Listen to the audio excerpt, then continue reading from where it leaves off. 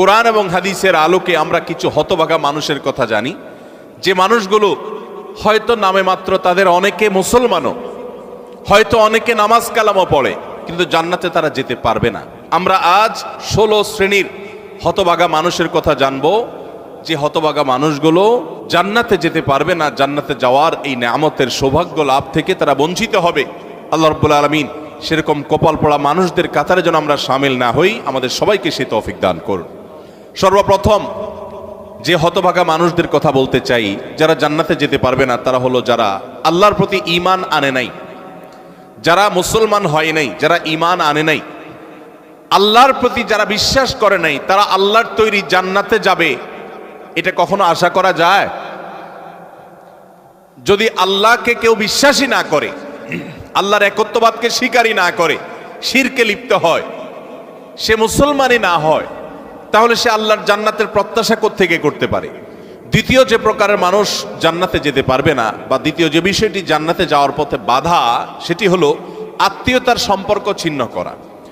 রক্ত সম্পর্কীয় আত্মীয়কে যদি কেউ স্থায়ীভাবে ছিন্ন করে, তাদের সাথে সম্পর্ক যদি একবারে কাট করে ফেলে, বুখারী মুসলিম এক যুগে বর্ণনা করেছেন, নবী করিম সাল্লাল্লাহু আলাইহি ওয়াসাল্লাম বলেছেন, লা ইয়াদখুলুল জান্নাতা কাতি', আত্মীয়তার সম্পর্ক ছিন্ন করে দেয় যে এই ব্যক্তি জান্নাতে প্রবেশ করবে না, সে জান্নাতে প্রবেশ করবে না। অতএব আত্মীয়তার সম্পর্ক যারা ছিন্ন করেছেন তারা তওবা করতে হবে। আপনার ভাই, আপনার বোন, শত বাধা হতে পারে, শত ঝামেলা হতে পারে, শত গন্ডগোল হতে পারে, আপনার চাচা, আপনার ফুফু, আপনার মা বাপ, আপনার সন্তান সন্ততি, আপনার মামা, আপনার খালা, এরা সবাই আপনার রক্ত সম্পর্কীয় আত্মীয়। এদের সাথে আপনি স্থায়ী সম্পর্ক ছিন্ন করবেন, এই সুযোগ কিন্তু ইসলাম আপনাকে রাখে নাই। হ্যাঁ, যদি এমন হয় যে তাদের সাথে সম্পর্ক রাখতে গেলে আপনার জীবন হুমকির মধ্যে পড়ে, আপনি বিপর্যস্ত হন, আপনাকে তারা ক্ষতি করে, তো শুধু ক্ষতি থেকে বাঁচার জন্য আপনি দূরে আসেন, সেটা ভিন্ন বিষয়। কিন্তু সম্পর্ক যদি একেবারে স্থায়ীভাবে ছিন্ন করেন, বিশেষ করে দুনিয়াবি ঠুনকো অজুহাতে, ঠুনকো কারণে, কোনো কারণে মনোমালিন্য হয়েছে, আর চিরকালের জন্য সম্পর্ক ছিন্ন করে দিলেন, তো এটা হারাম। এই লোক যদি নামাজিও হয়, এই লোক যদি ওয়াজ মাহফিলেও আসে, এই লোক যদি জিকির আজকারও করে, এই লোক যদি তাসবিহ তেলাওয়াতও করে, যেহেতু সে আত্মীয়তার সম্পর্ককে ছিন্ন করে ফেলেছে, এই লোক জান্নাতে প্রবেশ করতে পারবে না যতদিন না সে তওবা করে তার পাপ থেকে, অপরাধ থেকে সে ফিরে না আসছে। নাম্বার 3, চগলখড়ি করা। এই বদভ্যাস আমাদের সমাজে এখন প্রচুর পরিমাণে আছে। অনেক মানুষ আছে দেখবেন মুখে দাঁড়িয়ে আছে, মাথায় টুপিও আছে, হয়তো নামাজ কালামও পড়ে, কিন্তু চগলখড়ির বদভ্যাস আছে, এই চরিত্রটা আছে যে আমার কাছে এসে ওনার বদনামি করবে, ওনার কাছে গিয়ে আমার বদনামি করবে, আমার কাছে এসে আমাকে পামপট্টি দিবে, ওনার কাছে গিয়ে ওনারে পামপট্টি দিবে। এরকম লোক আছে না নাই? ঘরে ঘরে। আল্লাহ মাফ করুন, আমাদের অনেকের মধ্যে এই চরিত্রটা আছে না নাই? নবী করিম সাল্লাল্লাহু আলাইহি সাল্লাম এই চগলখড়ি সম্পর্কে সহিহ মুসলিম বর্ণিত হাদিসে বলেছেন, লা ইয়াদখুলুল জান্নাতা নাম্মাম, চগলখড় জান্নাতে প্রবেশ করবে না।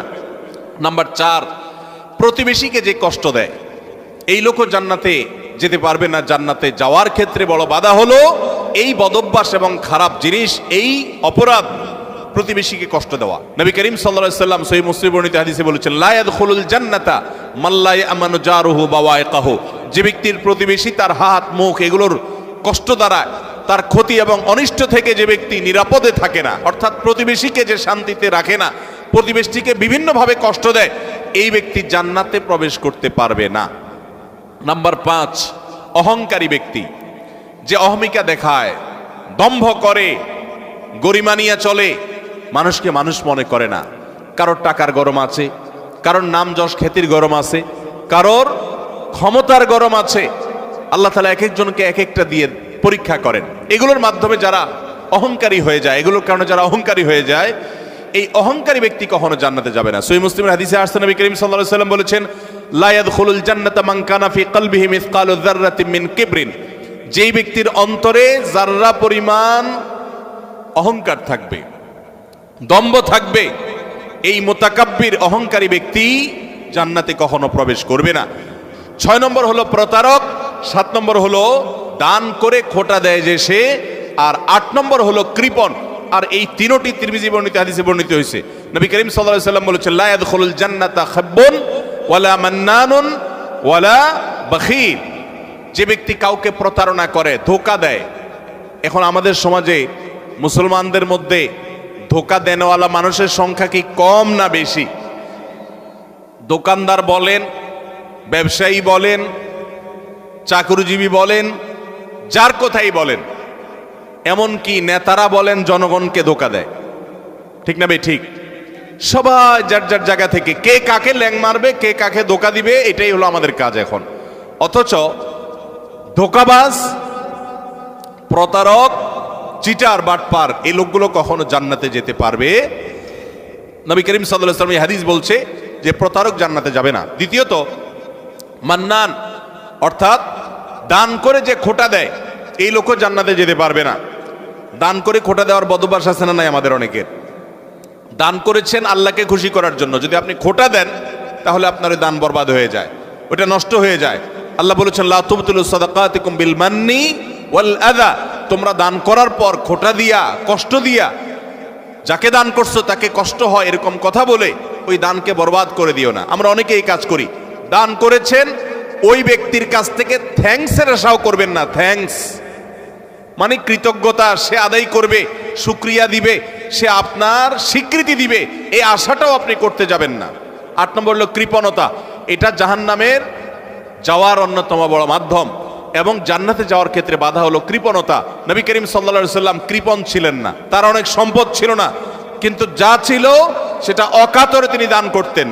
তার যে দানশীলতা, আম্মা জান আয়েশা রাদিয়াল্লাহু তাআলা বলতেন যে তিনি দানশীলতা তার বিশেষ করে রমজান এলে এমন বেড়ে যেত যে মুক্ত বাতাসের মতো, যে চাইতো তাকেও দিত, যে চাইতো না তাকেও দিত, সর্বত্র তার দান ছড়িয়ে যেত। এবং দান করতে করতে সব শেষ করে অনেক সময় বাসায় যেতেন, তার নিজের জন্য কিছুই রাখতেন না। এইভাবে তিনি দানশীল ছিলেন। তো নবী সাল্লাল্লাহু আলাইহি সাল্লাম কৃপণতা থেকে পানা চেয়েছেন। আমরা অনেকেই কিন্তু কৃপণ, আল্লাহ অনেক সম্পদ দিয়েছে কিন্তু খরচ আমরা করতে চাই না। নবীজি পানা চাইছেন, আল্লাহুম্মা ইন্নী আউযু বিকা মিনাল বুখলি ওয়াল জুবন, আল্লাহ আপনার কাছে কৃপণতা থেকে পানা চাই। 9 নম্বর, ঘুষ দাতা এবং ঘুষ গ্রহীতা। যে ঘুষ দেয় সে যদি একান্ত নিরুপায় হয়ে দেয়, এমন কাজ যে কাজ না হলে তার জীবন বাঁচে না, অনেক জটিল প্রয়োজন, এরকম প্রয়োজনে সে যদি ঘুষ দিতে বাধ্য হয়, ঘুষ দেওয়া ছাড়া তার কোনো উপায় না থাকে, তাহলে ওই ব্যক্তিকে মাজুর হিসেবে আল্লাহ তাআলা মাফ করবেন আশা করা যায়। কিন্তু সচরাচর আমরা দেখা যায় আজকাল যেসব ক্ষেত্রে ঘুষ দিয়ে সুবিধা নেই, ওটা না নিলে আমি যে মরে যাব এরকম না, আমি ইচ্ছা করলে হারামটা নাও করতে পারি। নাম্বার 10, মাতা পিতার অবাধ্য। নাম্বার 11, নেশাগ্রস্ত, নেশায় আসক্ত। এ সম্পর্কে নাসাই বর্ণিত হাদিসে আসছে, নবী করিম সাল্লাল্লাহু আলাইহি ওয়াসাল্লাম বলেছেন লা ইয়াদখুলুল জান্নাতা আকুন ওয়ালা মান্নান ওয়ালা মুদমিনু খামরিন, জান্নাতে যেতে পারবে না মা বাবার নাফরমান, মা বাবার অবাধ্য, মা বাবার সাথে বেয়াদবি করে, মা বাবার যৌক্তিক নির্দেশগুলোকে লঙ্ঘন করে। অনেক মানুষ আছে দেখবেন নামাজ কালাম পড়ে, কপালে সেজদা পড়ে গেছে, অন্য অনেক ভালো কাজ করে, কিন্তু মা বাবার প্রতি তিনি অনুগত নন, তাদের সাথে নাফরমানি করে। এই সন্তান কখনো জান্নাতে যেতে পারবে না যাবত না আল্লাহ তাআলা তাকে মাফ না করেন। আর 11 নম্বর হলো মাদকে আসক্ত, যেটা এই একই হাদিসে নাসাই বর্ণিত হাদিসে আছে। মাদক আসক্ত অর্থাৎ মাদক সেবন করতে করতে এটা দেশে অভ্যস্ত হয়ে পড়েছে, এটা স্থায়ী রোগে পরিণত হয়েছে, এই লোকটাও জান্নাতে যেতে পারবে না। 12 নম্বর হলো ওই লোক। 13 নম্বর হলো অহংকারী ব্যক্তি, যে শুধু অহংকার করে তা নয়, অহংকারের পাশাপাশি আরেকটা বদভ্যাস আছে, আরেকটা রোগ আছে, যে রীতিমতো কাউকে পাত্তা দেয় না এবং গোয়ার কিসিমের হয়, গোয়ার কিসিমের হয়, খুব তেড়া কিসিমের হয়, শক্ত মেজাজি হয়, কোনোভাবেই সে নরম হতে চায় না। এই অতুল এবং জাওয়াজ, আবু দাউদ শরীফের হাদিসের বর্ণনা মতে এই টাইপের মানুষও জান্নাতে যেতে পারবে না, যারা অনেক বেশি এরকম গোয়ার হয় এবং রূঢ় স্বভাবের হয়। স্বভাবটাই হলো রূঢ়, স্বভাবটাই হলো রুষ্ট, সে সবসময় মানুষের সাথে এরকম কঠোর স্বভাবের হয়, তার মনটাই হলো পাথরের মতো, এই মানুষগুলো জান্নাতে যেতে পারবে না। 14 নম্বর হলো গণক, যে ভবিষ্যতে কি হবে না হবে মানুষের সমস্ত গণক গণনা করে বিভিন্ন খবর বলে দেয়। অনেক সময় এগুলো সত্য হয় এবং কুফরি কালাম করে শয়তানের আশ্রয় নিয়ে ব্ল্যাক ম্যাজিকের মাধ্যমে, জাদুবিদ্যার মাধ্যমে বিভিন্নভাবে এরকম অনেক কিছু বলতে পারে তারা, এবং সেগুলো খেটেও যেতে পারে, অস্বাভাবিক নয়। কিন্তু এই যে অসৎ উপায়ে কুফরি কালামের মাধ্যমে, জাদুর মাধ্যমে শয়তানের আশ্রয় নিয়ে ভবিষ্যৎ সম্পর্কে বলে দেয়, এই রকম গণক যারা, এরাও জান্নাতে যেতে পারবে না। এমনকি তাদের কাছে যারা যায়, যারা তাদের কথা বিশ্বাস করে, আস্থা রাখে, এদের ইবাদত পর্যন্ত একটা মেয়াদ পর্যন্ত কবুল হবে না, হাদিসে বলা হয়েছে। 15 নম্বর হলো জাদুকর, যারা ব্ল্যাক ম্যাজিক করে মানুষকে। আজকাল এই ব্ল্যাক ম্যাজিক ভাই ঘরে ঘরে হয়ে গেছে, ঘরে ঘরে। দুষ্ট জিনকে দিয়ে, শয়তানের আশ্রয় নিয়ে ব্ল্যাক ম্যাজিশিয়ানরা ব্ল্যাক ম্যাজিক করে। দেখবেন যে বিভিন্ন পোস্টারে লেখা কামরূপ কামাখ্যা থেকে প্রশিক্ষণ প্রাপ্ত, আছে না নাই? ফেসবুকে দেখবেন বিভিন্ন কমেন্টে এরকম পোস্টার পোস্ট করে অনেক অনেক লোক। আবার অনেক সময় দেখবেন বিভিন্ন জায়গায় জায়গায় এগুলো আছে। ঘরে ঘরে দেখবেন এমন অনেক রোগী আছে যেই রোগীদের কোনো ট্রিটমেন্ট ডক্টররা করতে পারছেন না। দেশ বিদেশ ঘুরে, বহু হাসপাতাল ঘুরে, বহু ট্রিটমেন্ট নিয়েও কোনো চিকিৎসা করাতে পারছেন না, কোনো ট্রিটমেন্ট হচ্ছে না, সুস্থ হচ্ছে না। এগুলোর একটা অংশ, আমি সবগুলো বলছি না, একটা বড় অংশ ব্ল্যাক ম্যাজিকের রোগী। আস্তে আস্তে শেষ হয়ে যাচ্ছে। বিভিন্ন বর্ণনা আছে সম্পর্কে। ব্ল্যাক ম্যাজিক এটা ওটের উপর যদি পড়ে তো ওটকে পাতিল পর্যন্ত নিয়ে যায়, অর্থাৎ শেষ হয়ে যায়, জবাই করে খাওয়া ছাড়া উপায় থাকে না, আর মানুষকে কবর পর্যন্ত নিয়ে ছাড়ে। অন্য আরেক হাদিসে আছে যে এই যে মানুষের হিংসাত্মক দৃষ্টি, কুদৃষ্টি, বদনজর, এটা ভাগ্যকে পর্যন্ত আল্লাহর ফয়সালাতেই পরিবর্তন পর্যন্ত করে দেয়। এরকম ভয়াবহ একটা বিষয়। তো এই ব্ল্যাক ম্যাজিশিয়ান যারা, এরা জান্নাতে যেতে পারবে না। জাহান্নাম তো এমন জায়গা যেখানে এক মুহূর্তের জন্য গিয়ে সহ্য করার কথা নয়। অতএব ইমানদার প্রথম চান্সে জান্নাতে যেতে চাইবে। আর প্রথম চান্সে যদি জান্নাতে যেতে চান, জাহান্নামের কোনো স্পর্শ ছাড়া যদি জান্নাতে যেতে চান, তাহলে এই 16 বদভ্যাস থেকে, 16টি অপরাধ থেকে নিজেকে বাঁচাবার চেষ্টা করতে হবে। আল্লাহ আমাদের সবাইকে সে তৌফিক দান করুন।